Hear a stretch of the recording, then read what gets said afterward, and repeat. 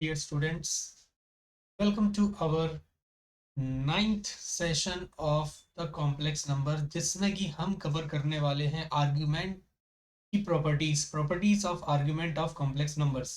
तो चलिए स्टार्ट करते हैं फुल एनर्जी के साथ। चलिए, properties of argument. Properties of argument, argument की प्रॉपर्टीज। तो देखें,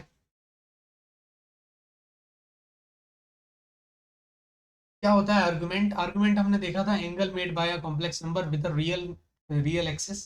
ये होता है आर्गुमेंट। आर्गुमेंट क्या कहलाता है, फिर से रिवाइज करा रहा हूँ। Argument is angle made by a complex number with the real axis, ये आर्गुमेंट कहलाता है। सीधी सी बात, ठीक है ना। अब प्रॉपर्टीज पे क्या देखते हैं, तो प्रॉपर्टीज ऑफ आर्गुमेंट देखो कुछ है ही नहीं है। मतलब कि प्रॉपर्टीज ऑफ आर्गुमेंट को अगर हम रिवाइज याद करना चाहें तो हमें लॉग की प्रॉपर्टीज से याद होनी चाहिए। लॉग की प्रॉपर्टीज अगर आपको याद है ना, तो आर्गुमेंट की प्रॉपर्टीज आपको अल्टीमेटली याद है ही, ठीक है। चलिए देखें क्या होता है वैसे। तो देखते हैं सबसे पहली प्रॉपर्टी। सबसे पहली प्रॉपर्टी ये है कि अगर कोई कॉम्प्लेक्स नंबर, देखो पहले मैं एक बार और इसको बता देता हूँ। मैं हालांकि आपको एक बार और बता चुका हूँ, फिर से चलो बार बार। ये रियल एक्सिस ये इमेजनरी एक्सिस है ना। अगर कोई कॉम्प्लेक्स नंबर रियल एक्सिस के ऊपर है तो बताओ उसका आर्गुमेंट क्या होगा। अगर रियल एक्सिस के ऊपर है तो इसका आर्गुमेंट क्या होगा। अगर कोई z1 इधर है, इसका आर्गुमेंट ऑफ z1 कितना आ गया अपने पास, सीधा सीधा 0 आ गया। अगर कोई कॉम्प्लेक्स नंबर इमेजनरी एक्सिस के ऊपर है, पॉजिटिव इमेजनरी एक्सिस के ऊपर है ना, ये भी तो देखना पड़ेगा पॉजिटिव है नेगेटिव। पॉजिटिव इमेजनरी एक्सिस के ऊपर है तो सपोज इसका नाम है z2, तो आर्गुमेंट ऑफ z2 क्या आ जाएगा। आर्गुमेंट ऑफ z2 दिख रहा होगा पाई/2 आ जाएगा, ठीक है। तीसरी तीसरी बात यह है कि अगर कॉम्प्लेक्स नंबर अपना यहाँ लाई करे ना, या यहाँ लाई करे, इसको एक्सटेंड कर लेते हैं थोड़ा, ये इस तरह से, इधर या इधर, ठीक है। तो अपन इधर की बात करते हैं, ये और ये। अगर इधर पे कॉम्प्लेक्स नंबर z3 है, इधर कॉम्प्लेक्स नंबर z4 है, बताओ argument of the complex number z3 क्या आएगा। तो बोलोगे पाई आएगा, आएगा कि नहीं आएगा।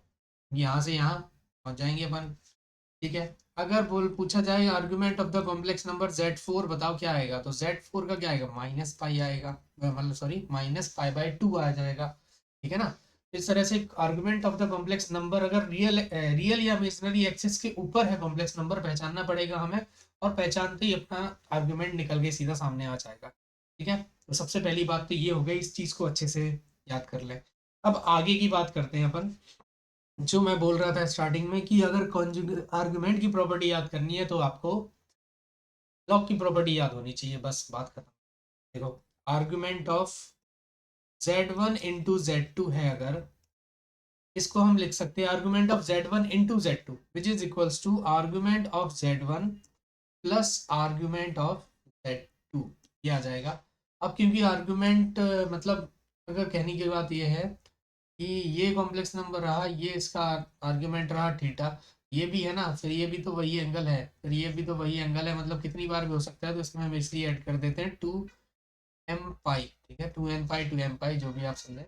इस तरह से ये चीज़ को हम ऐड कर लेंगे तो ताकि सारी वैल्यूज कवर हो जाएंगी हमारे पास। आर्ग्यूमेंट हो गया। लेकिन अगर हम आर्ग्यूमेंट एम्पलीट्यूड की बात करते हैं, एम्पलीट्यूड और आर्ग्यूमेंट जनरली सेम चीज़ ही बोलते हैं, बस एम्पलीट्यूड क्या होता है, प्रिंसिपल आर्ग्यूमेंट को रिप्रेजेंट करता है, और आर्ग्यूमेंट कितना भी वैल्यू हो सकता है, इसलिए हमने उसमें 2m पाई को ऐड कर दिया। कितने भी सर्कल के बाद ये वैल्यू आ सकती है, मतलब एक है, दो है, तीन है, चार है, जैसे कि अभी मैं समझा रहा था। आप समझ गए होंगे ट्रिग्नोमेट्री, अगर आपको थोड़ी बहुत भी समझ आती है तो इस मैं जो बोल रहा हूँ आपको समझ में आ गया होगा, ठीक है। एम्पलीट्यूड ऑफ z1 × z2 देखेंगे तो amplitude of z1 plus amplitude of z2, बस ये बात खत्म। इसमें 2m पाई ऐड करने की जरूरत नहीं, क्यों, क्योंकि मैंने बोला कि जो एम्पलीट्यूड है वो किसको रिप्रेजेंट करता है, वो रिप्रेजेंट करता है principal principal argument, principal principal argument को रिप्रेजेंट करता है ये, ठीक है, ये होता है। तो ये हो गई लॉग जैसी प्रॉपर्टी आर्ग्यूमेंट की। तीसरी प्रॉपर्टी देखें, तीसरी प्रॉपर्टी बोल रहा है argument of z1 upon z2 क्या होगा। फिर से अगेन लॉग आता है, क्या आता है, argument of z1 minus argument of z2 हो गया। अब इसमें भी आर्ग्यूमेंट है तो 2m पाई ऐड कर दो। और अगर हम एम्पलीट्यूड में बात करें, इसमें amplitude of z1 upon z2, तो ये सीधा सीधा आ जाएगा amplitude of z1 minus amplitude of z2। इसमें 2m पाई की जरूरत नहीं है हमें, तो ये तीसरी प्रॉपर्टी हो गई। अगली प्रॉपर्टी देखें, प्रॉपर्टी नंबर 4। और लॉग में क्या हो सकता है, तो argument of z to power n, इसका क्या करते हैं इस केस में, n आगे आ जाएगा इनटू आर्ग्यूमेंट ऑफ z सीधा सीधा हमारे पास निकल के आ जाएगा। तो ये प्रॉपर्टी हो जाती है अभी, ठीक है, हो गया। तो ये चार ही बेसिक प्रॉपर्टीज हैं, इंपॉर्टेंट प्रॉपर्टीज हैं इसमें, बाकी और कोई प्रॉपर्टी है भी नहीं है एम्पलीट्यूड में। बस एक एक जनरल चीज मैं बताना चाहूंगा कि अगर कभी ऐसा लिखा दिख गया आपको argument of z1 minus z2, ठीक है, argument of z1 minus z2, अब यहाँ पर प्रॉपर्टी तो कोई लग नहीं सकती ना। इसका मीनिंग क्या है वो समझा देता हूँ। इसका मीनिंग क्या है, कभी भी इस तरह से कुछ लिखा दिख गया, इसका मीनिंग होता है कि सपोज करो कि अपने पास ये दो कॉम्प्लेक्स नंबर है, एक है अपने पास z1 और z2, इस तरह से हो गया।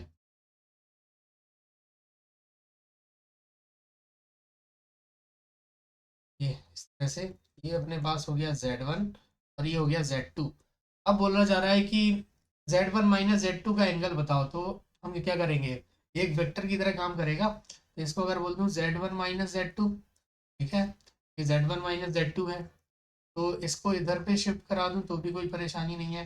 यानी कि अपना ये इधर बन गया z1, ये इधर आ गया z2। अब ये वाला जो एंगल है, ये एंगल है, एक ये जो एंगल आया वो इस आर्गुमेंट से आया है। मतलब argument of z1 minus z2 का मीनिंग क्या है, मीन्स ऐसा करके लिख देते हैं, means the angle made by, इस तरह से पॉइंट के नाम रख देते हैं, ई पॉइंट हो गया, ये Q point, angle made by the, angle made by the point, the line, not made by the line, या वेक्टर भी बोल सकते हैं, मेड बाय द लाइन या vector P Q with real axis. बस ये होता है इसका मीनिंग, ठीक है ना, इसका मीनिंग होता है। तो ये तीन चार प्रॉपर्टीज और आगे साथ में क्या हो जाएगा अपनी, तीन चार लॉक की प्रॉपर्टीज, तीन चार लॉक मतलब चार लॉक से रिलेट हो रही हैं, नो चार नहीं, तीन ही लॉक से रिलेट हो रही हैं। पहली प्रॉपर्टी हो गई, हमने सीधे सीधे वैल्यूज निकालना सीख लिया, कभी रियल इमेजिनरी एक्सेस पर आ गई तो। और पांचवी चीज हो गई अपने पास कि argument of z1 minus z2 का मीनिंग क्या होता है, एक्चुअली में क्या बता रहा है ये, तो उसके बारे में भी देख लिया हमने, ठीक है। अब इस बात को हम एक बार और रिवाइज करना चाहेंगे कि मैंने आपको ये बताया था बहुत पहले, अगर अगर आर्गुमेंट, अगर कॉम्प्लेक्स नंबर यहाँ पर है, मतलब फर्स्ट क्वाड्रेंट में, तो आर्गुमेंट क्या आएगा, सीधा अल्फा आ जाएगा, है ना। अगर कॉम्प्लेक्स नंबर इधर है तो आर्गुमेंट क्या आ जाएगा, पाई माइनस अल्फा आ जाएगा, बताया था। अगर अगर कॉम्प्लेक्स नंबर थर्ड क्वाड्रेंट में तो आर्गुमेंट क्या आएगा, माइनस पाई प्लस अल्फा आएगा। और अगर कॉम्प्लेक्स नंबर फोर्थ क्वाड्रेंट में है तो अपना आर्गुमेंट क्या आएगा, माइनस अल्फा आ जाएगा। इस बारे में हम ऑलरेडी डिस्कशन कर चुके हैं, ठीक है। तो ये इतनी चीजें आर्गुमेंट से रिलेटेड आपको याद होनी चाहिए। अब इसके बेसिस पर हम दो तीन क्वेश्चन देखते हैं, ठीक है। तो चलिए, सबसे पहला क्वेश्चन है अपने पास, क्वेश्चन नंबर 1। अपने पास क्वेश्चन है, find the modulus, find the modulus और argument, modulus argument of the complex number, और द कॉम्प्लेक्स नंबर 10 1, है ना, 10 1 है, नॉट 1 डिग्री, 10 1 माइनस आयोटा का स्क्वायर, ये हो गया अपना। ठीक है, चलो सॉल्व करना स्टार्ट करें। तो कैसे सॉल्व करें हम? तो लेट कर लिया हमने, जो कॉम्प्लेक्स नंबर गिवन है z is equals to 10 1 radian है ये, माइनस आयोटा का होल स्क्वायर, इसका होल स्क्वायर सॉल्व कर लो। तो ये हो जाएगा 10 1 का स्क्वायर प्लस आयोटा का square minus 2 times 10 1 into iota. ये तो इसको अगर सिंप्लीफाई और करने जाएंगे तो हो जाएगा 10 स्क्वायर 1 आयोटा स्क्वायर माइनस 1, और ये आ गया एक और आयोटा के साथ, तो आयोटा ये काम करता हूँ, इसको इस तरह देता हूँ, प्लस आयोटा और माइनस 2 10 1। ठीक है, तो ये हो गया अपना, ये इधर पे ये हो गया अपना रियल पार्ट, और ये हो गया अपना इमेजनरी पार्ट। ठीक है, जरूरत पड़ी तो यूज कर लेंगे, जरूरत पड़ेगी। ठीक है, चलो आगे देखें। तो आगे क्या है, क्या क्या पूछा है? सबसे पहले तो मॉड्यूलस पूछा है, इसका मॉड्यूलस निकाल दो। मॉड्यूलस कैसे निकालते हैं? तो z का मॉड पूछ रखा है, z का मॉड क्या आ जाएगा? अंडर रूट ऑफ, ऐसे ही होगा, under root of real part का स्क्वायर, रियल पार्ट कौन है, वन कैसे लिखे इसको, रियल पार्ट का स्क्वायर, देन स्क्वायर 1 माइनस 1 का स्क्वायर, रियल पार्ट का स्क्वायर, और प्लस इमेजनरी पार्ट का स्क्वायर, तो 2 या माइनस 2 10 1 का होल आ गया। अब इसको सॉल्व करो आगे, तो ये हो जाएगा 10 स्क्वायर 1 है ना, माइनस 1 का स्क्वायर ही रहेगा। इसको सॉल्व कर ले तो हो जाएगा प्लस का 4 10 1 10 का स्क्वायर और 1, ये इस तरह से आ जाएगा। ठीक है, अब अगर आगे इसको आप सॉल्व करना चाहें तो कर सकते हैं। सॉल्व सॉल्व कैसे करें? तो रूट हटाने की कोशिश करते हैं, काम करते हैं। ठीक है, रूट हटाते हैं, रूट हटाएंगे तो कैसे? होल स्क्वायर सॉल्व कर लो, होल स्क्वायर सॉल्व करने जाएंगे तो a square plus b square minus 2 a और बी, और ये प्लस में 4 10 स्क्वायर 1। ठीक है, ये इस तरह आ गया। फिर इसके बाद ये 2 टाइम्स माइनस 4 टाइम प्लस, तो बच गया 10 टू पावर 4 1 रेडियन, और इसको लिख देते हैं प्लस में 2 टाइम्स 10 स्क्वायर 1 रेडियन, और प्लस का 1 इसको देखने जाएंगे आपको तो ये बन गया होगा होल स्क्वायर, यानी 10 स्क्वायर 1 प्लस 1 का होल स्क्वायर बन चुका है ये। अपने पास जो फाइनल आंसर है वो आ जाएगा 10 स्क्वायर 1 प्लस 1। ये हो गया अपना modulus of Z, modulus of Z. ठीक है, मॉडुलस ऑफ जेड आ गया। अब आगे आर्गुमेंट निकालने बोल रहे हैं। आर्गुमेंट कैसे निकालते हैं? तो आर्गुमेंट निकालने के लिए हमें पता होता है कि आर्गुमेंट में इस तरह से देखो, ये बोल रहा हूँ मैं, आर्गुमेंट फाइंड करना है किसी कॉम्प्लेक्स नंबर की, तो कैसे निकालते हैं? ये हो जाता है, पहले तो क्वाड्रेंट पता करें, कौन से क्वाड्रेंट का है। ठीक है, कौन से क्वाड्रेंट का है बताओ? रियल पार्ट कहाँ है, किधर है, किधर है, मतलब रियल पार्ट कौन सी एक्सिस पर है, इमेजिनरी पार्ट कौन सी एक्सिस पर है। तो यहाँ से हमें ये समझ में आ जाना चाहिए वैल्यूज इसकी, कि 10 स्क्वायर 1 माइनस 1 जो है ना वो लेस देन 0 है। चेक करके देख, इधर है -2 10 1 जो है ना वो तो ऑब्वियसली लेस देन 0, दोनों ही लेस देन 0 है। इसका मतलब क्या है? z lies in third quadrant, z third quadrant में लाई करता है।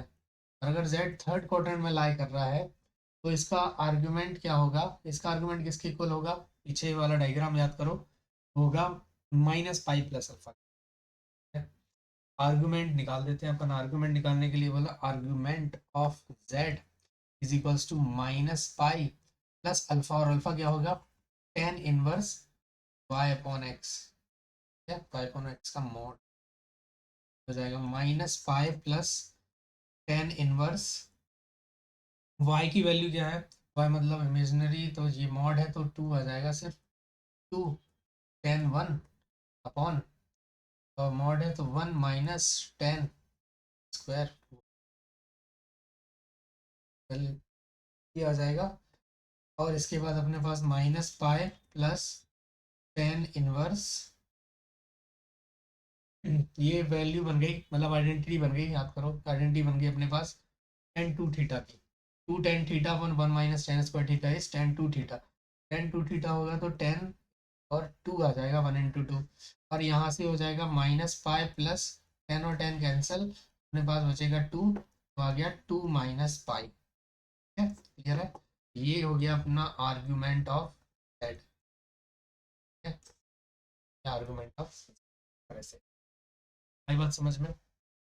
एक और क्वेश्चन लेते हैं, second question, question number two. तो क्वेश्चन नंबर टू के लिए हमारे पास क्या है, फाइंड, क्वेश्चन है find the amplitude, amplitude of z where z equals to देके रखा है root three minus iota to power four है ना, into two plus two iota to power five upon minus root three minus minus root three minus three iota whole power three. ये है अपने पास, अब इसको सॉल्व करना है, स्टार्ट कर दो। और एम्पलीट्यूड, और एम्पलीट्यूड फाइंड कर दो। एम्पलीट्यूड फाइंड करें, कैसे करें? तो एक काम करो, सिम सेपरेटली सारी चीज़ों की वैल्यू निकाल लो पहले, तो सारी वैल्यूज। तो जैसे कि मैं बोलूँ, इसको आप Z1 बोल दो, इसको Z2 बोल दो, इसको Z3 बोल दो, ठीक है, और सबका आर्ग्यूमेंट निकाल लो। आर्ग्यूमेंट ऑफ Z1 है अगर ये, argument of Z1 to power four, और आर्ग्यूमेंट की प्रॉपर्टी से four into argument of Z1, ठीक है, तो four into argument which is कौन से क्वाड्रेंट का है ये, तो x इज मतलब रियल पार्ट इज पॉजिटिव और ये नेगेटिव है, ये तो आ जाएगा फोर्थ क्वाड्रेंट में। फोर्थ क्वाड्रेंट में किसके इक्वल होगा, माइनस अल्फा, मतलब जो भी आंसर आएगा, ये जो लिख रहा हूँ मैं टेन इनवर्स आएगा y upon x minus one upon root three, ठीक है, और ये चीज़ कैसे आएगी, ये अल्फा होता है क्योंकि, तो ये आएगा minus four, minus four into इधर कितना आ जाएगा, इधर अपने पास टेन इनवर्स की value one by root three कब होती है, डिग्री पर, पाई बाय, और अब ये सॉल्व करने के बाद minus two pi by three हो गया, ये पहली वैल्यू निकल आई। अगली वैल्यू मेरे पास है argument of z two to power five, हाँ यही है, मतलब पावर फाइव है तो फाइव आगे आ गया, इंटू आर्ग्यूमेंट ऑफ Z2, ठीक है, ये आ गया।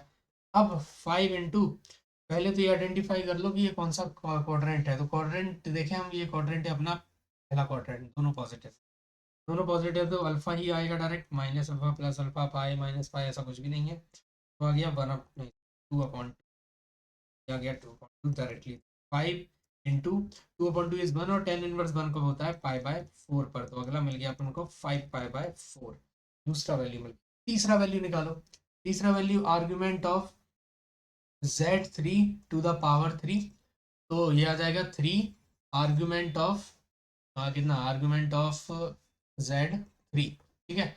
अब ये कौन सा क्वाड्रेंट है, तो ये क्वाड्रेंट है अपना थर्ड क्वाड्रेंट, और थर्ड क्वाड्रेंट है तो क्या आएगा, जो भी अपना आर्ग्यूमेंट है वो आएगा minus pi plus alpha tan inverse क्या आएगा मॉड के अंदर y, मतलब minus three upon minus root, ठीक है। तो इसको सॉल्व कर लो, क्या हो जाएगा, minus pi plus tan inverse, ऊपर बचेगा सिर्फ रूट थ्री, है, तो थ्री और माइनस पाई प्लस कितना आ गया, रूट थ्री कब होता है, सिक्सटी पर, पाई बाय थ्री पर, तो माइनस थ्री कितना आ गया अपने पास, फाइनल आंसर मिल गया माइनस थ्री और minus two pi by three which is equals to minus two pi, ठीक है, ये आ गए अपने इतने वैल्यूज। अब निकाल दो argument final, final argument of Z, सारी वैल्यूज निकाल दी अपन ने, इसकी इधर भी इसकी वैल्यू भी निकाल ली, इधर भी सारी आर्ग्यूमेंट निकाल दी, दोनों तरफ आर्ग्यूमेंट ले लिया, तो दोनों तरफ आर्ग्यूमेंट ले लिया इस तरह से, under root three minus iota to power four into two, और two plus two iota to power five upon, अगला क्या आ जाएगा, अगला आ गया minus root three -3 iota to power 3, ठीक है। सारी वैल्यूज आप पुट कर दो, सारी argument, argument of z is equals to, ये पूरे का आर्गुमेंट अपन निकाल चुके हैं, पुट कर दो एक एक कर, क्योंकि आर्गुमेंट ये क्या होगा, डिस्ट्रीब्यूट होगा। डिस्ट्रीब्यूट होगा किस तरह से, आर्गुमेंट ऑफ किस तरह से डिस्ट्रीब्यूट होना है, ये हो जाएगा √3 माइनस आयोटा टू पावर 4, ठीक है, प्लस दोनों में, दोनों प्रोडक्ट में है तो प्लस में, argument 2 + 2 iota to power 5 minus, क्योंकि ये डिनोमिनेटर में है, minus argument of -√3 -3 iota to power 5, ठीक है। इस तरह से आ जाएगा। तो आर्गुमेंट ऑफ z, सारे का आर्गुमेंट हम डायरेक्टली निकाल चुके हैं पावर के साथ। तो पहला आर्गुमेंट आया -2π/3, ठीक है। अगला आर्गुमेंट आया +5π/4, और अगला आर्गुमेंट आया माइनस, और ऑलरेडी माइनस के साथ है तो प्लस का 2π बन जाएगा, ठीक है। ये आ गया। अब सॉल्व कर लो इसको, निकाल दो आंसर। एलसीएम इज 12, पहले हो तो 4 लाने के लिए -8π हो जाएगा, 12 3 लाने के लिए 15π हो जाएगा, और इधर 12 ही लाने के लिए 20, ठीक है। ये कर लो। अब इसको आगे सॉल्व करने जाएंगे तो क्या आएगा,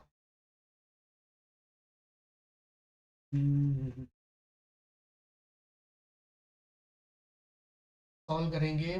15 मतलब 8 माइनस कर लो तो 7, और इधर 7 ऐड कर देंगे तो 31π/12, ठीक है। 31π/12 अपने को मिल गया, 31π/12 आ गया। अब बताओ, आर्गुमेंट तो आ गया, लेकिन उसने लिख के क्या दिया है, इसको तो देख लो। उसने लिख के दिया एम्पलीट्यूड। एम्पलीट्यूड का मतलब है प्रिंसिपल आर्गुमेंट। क्या ये प्रिंसिपल आर्गुमेंट है, तो चेक करना, it is not a principal argument, ये प्रिंसिपल आर्गुमेंट नहीं है, ठीक है। चेक करके देख लेना, प्रिंसिपल आर्गुमेंट नहीं है। तो क्या करें इसको लिए, प्रिंसिपल आर्गुमेंट निकालने के लिए, उसके लिए हमने क्या किया, एम्पलीट्यूड निकाला, मतलब वही प्रिंसिपल आर्गुमेंट निकाला। और प्रिंसिपल आर्गुमेंट क्या आ जाएगा अपने पास, 31π/12 -2, तो अभी आ जाएगा 12 टू 24, 24 - 31 विच इज इक्वल 7π। ये आपका फाइनल आर्गुमेंट आया, ठीक है। इस तरह से निकालना है, ऐसे करना है क्वेश्चन को। तो ये काफ़ी काफ़ी मतलब मैंने एक कैलकुलेटिव क्वेश्चन ले लिया, कॉन्सेप्चुअल क्वेश्चन होंगे, बहुत अच्छे अच्छे क्वेश्चन होंगे, उनको उन पे पकड़ बनानी है हमें। तो एमएलईज को सॉल्व करिए, वहाँ से आपको अच्छी पकड़ बनेगी क्वेश्चंस की, है सारी चीज़ों की, ठीक है। चलिए, तो इस सेशन को यहीं ख़त्म करते हैं अब हम, और अगले सेशन में मिलते हैं। चलिए, thank you so much, best of luck for